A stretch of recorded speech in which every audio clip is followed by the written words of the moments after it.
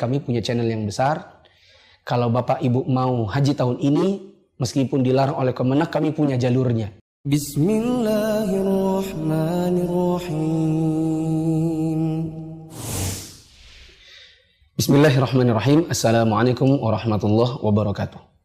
Alhamdulillahirabbil alamin, wassalatu wassalamu ala asyrafil anbiya'i wal mursalin wa ala alihi wa ashabihi wa man tabi'ahum bi ihsanin ila yaumiddin.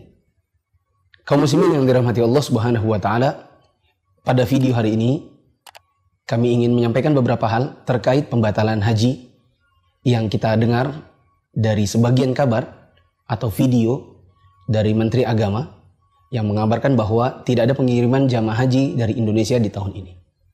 Ada 3 poin yang ingin kami sampaikan. Pertama, untuk siapapun yang sudah berniat haji, sudah menyiapkan dana, fisik, dan segala persiapan untuk berangkat menuju tanah suci, kemudian terhalang karena sesuatu dan lain hal, sebagaimana yang kita alami pada tahun ini, ada wabah, maka bersedih itu sesuatu yang pasti, karena kita manusia biasa. Kecewa itu pasti ada menghinggapi dalam hati, dan kita manusia biasa yang tidak mungkin itu hilang dari hati kita. Hanya saja, untuk mengurangi kesedihan dan mengurangi kecewaan dalam hati kita, maka kita perlu ingat bahwa Nabi SAW bersabda, "Idza maridal 'abdu aw safara, kutiba lahu mithlu ma kana ya'malu muqiman sahihan." Rawahul Bukhari.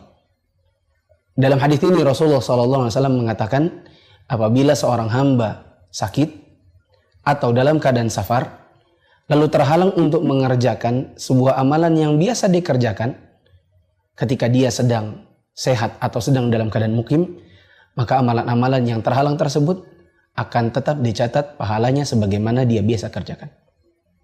Dalam artian, ketika kita tahun ini sudah bercita-cita untuk haji, sudah menyiapkan segala sesuatunya, dari semua administrasi, dana, fisik, dan lain-lain, tapi di tahun ini ada halangan, maka meskipun tidak jadi berangkat tahun ini, insya Allah pahalanya pun sudah tercatat. Begitu pula, seandainya ternyata umur kita tidak cukup sampai tahun mendatang, akhirnya kita wafat dalam keadaan belum melaksanakan haji, maka insya Allah pahalanya pun sudah tercatat. Ini juga sebagaimana yang difirmankan Allah Ta'ala di dalam surat Al-Baqarah ayat 216.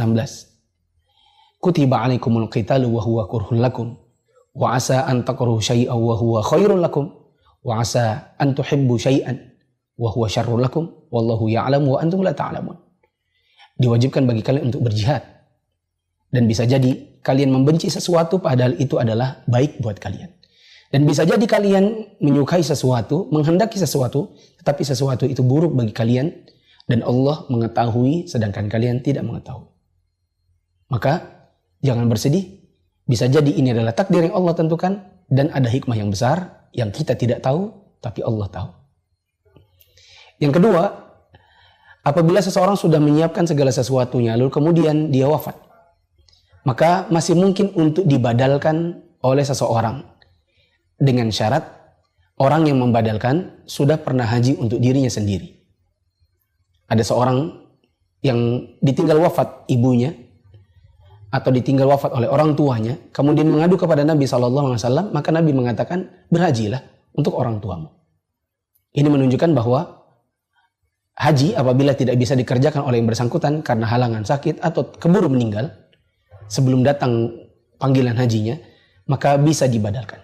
Hanya saja ada persyaratan, yang membadalkan sudah harus pernah haji untuk dirinya sendiri. Yang ketiga, harus diwaspadai oleh siapapun, terutama oleh orang-orang yang awam dalam sisi informasi, dalam gadget, dalam berita-berita digital, dan lain-lain, karena biasanya yang menimpa adalah orang-orang yang demikian, yang awam dalam sisi informasi. Ada sebagian orang yang nanti ke depan akan memanfaatkan ketidaktahuan sebagian orang untuk menipu. Dan kita tahu di Indonesia ini banyak sekali modus-modus penipuan, termasuk dalam bidang haji ataupun umroh. Di antaranya adalah, pertama, mungkin akan ada datang orang-orang yang mengatakan kepada Anda, kami adalah travel A, travel B, kami punya channel yang besar. Kalau Bapak Ibu mau haji tahun ini, Meskipun dilarang oleh Kemenak, kami punya jalurnya. Kita bisa lewat, misalnya kita ke Singapura dulu, nanti Singapura lalu kita ke Jeddah. Nanti di sana kita punya channel orang dalam imigrasi yang akan meloloskan perjalanan kita. Oh tapi kan nggak ada visanya misalnya. Mereka mengatakan, oh tenang, kita punya visa dagang, kita punya visa ziarah, kita punya channel-channel di Saudi, kita punya orang dalam di imigrasi sini, di imigrasi sana. Tenang saja, tinggal membayar 5 juta, 10 juta dan lain-lain. Akhirnya orang tergoda, orang tertipu. Karena iming-iming kemudahan untuk pergi haji. Maka ini harus hati-hati. Jangan sekali-kali Anda melangkah lebih jauh, membayar tambahan dan lain-lain sebelum Anda berkonsultasi. Apalagi apabila tidak ada perubahan keputusan dari Menteri Agama. Memang ada sebagian anggota DPR yang menyalahkan keputusan ini dan ingin melakukan dialog dan lain-lain. Tapi itu adalah ranahnya, bukan ranah rakyat. Itu ranah pada pemerintahan. Sehingga kita cukup untuk menunggu keputusan Menteri Agama. Bila tidak ada perubahan sama sekali dan memang tidak dibuka lagi untuk tahun ini, maka mau tidak mau kita harus bersabar. Dan jangan ambil jalan pintas, khawatirnya Anda tertipu dan rugi 2 kali. Ingat, bila pun tidak jadi berangkat, pahalanya sudah dicatat. Adapun lewat jalur-jalur yang aneh-aneh, lewat jalur sini, jalur sana dengan visa yang bukan visa haji, maka saya sering mengibaratkannya ini adalah ibarat masuk rumah orang lewat jendela dan bukan lewat pintu. Anda bisa masuk, mungkin, tetapi tentu ada dak-dikduk, was-was dan lain-lain, ada kemungkinan deportasi dan lain-lain. Ya. Belum lagi ternyata bila seandainya Anda lolos, ya, hanya saja dengan jalur-jalur yang tidak sesuai, maka ini bisa menimbulkan dosa lepas dari hajinya sah atau tidak. Dan ini kan terus terjadi berulang-ulang setiap tahun. Sebagian travel menawarkan murah, hanya 100 juta, hanya 190 juta. Kita bisa pakai visa dagang, visa ziarah, visa kunjungan industri dan lain-lain.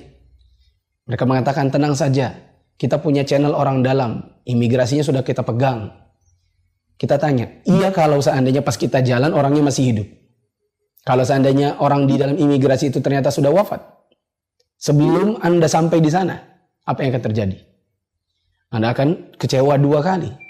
Berangkat, dipulangkan kembali. Sebagaimana yang terjadi pada ratusan bahkan ribuan orang setiap tahunnya yang masuk haji dalam keadaan tidak dengan jalur yang resmi.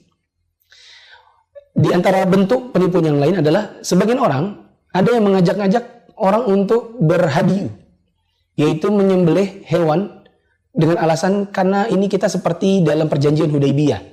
Nabi SAW tidak jadi melaksanakan manasik lalu kemudian pulang dan beliau mencukur rambutnya dan menyembelih hewan. Nah ini karena kita sudah persiapan tapi ternyata tidak jadi berangkat tahun ini, berarti silakan membayar hadiyu. Mari bayar kepada kami.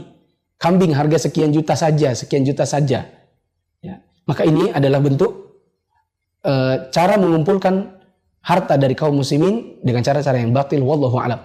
Dikarenakan pada dasarnya Anda belum berangkat haji, Anda belum masuk ke dalam ihram.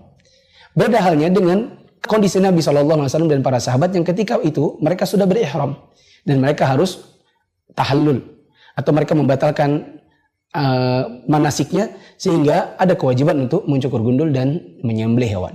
Adapun yang memang belum sama sekali ihram, kita masih di Indonesia, maka tidak ada kewajiban yang demikian. Semoga apa yang saya sampaikan pada kesempatan video ini bisa dipahami, bisa menjadi pencerahan. Saya ringkaskan, 1, bila pun tidak jadi haji, pahalanya sudah tercatat. 2, bila habis umur, sementara haji nanti baru akan datang misalnya 2-3 tahun lagi, dan Anda ternyata sudah tidak ada di dunia ini, maka bisa dibadalkan oleh orang yang sudah pernah haji untuk dirinya sendiri. 3, jangan sampai tertipu dengan iming-iming tambahan haji murah lewat jalur-jalur yang tidak resmi, karena bisa jadi Anda kecewa lebih dalam lagi, bisa jadi Anda tertipu dengan uang yang lebih banyak lagi, bisa jadi Anda sudah sampai di sana dan dideportasi. Yang jelas, kalaupun Anda lolos, maka Anda berdosa karena masuk rumah orang dengan jalur seperti jalurnya pencuri. Meskipun ibadah haji Anda anggaplah sah di sisi Allah. Kemudian jangan sampai Anda tertipu dengan ajakan oleh sebagian orang untuk menyembelih hewan karena Anda pada dasarnya belum berihram. Sehingga tidak ada yang namanya hadiyu, kemudian membayar kambing sekian-sekian, karena bisa jadi ini hanya sekedar modus untuk mengumpulkan harta dari manusia. Wallahu a'lam bishawab. Assalamualaikum warahmatullahi wabarakatuh.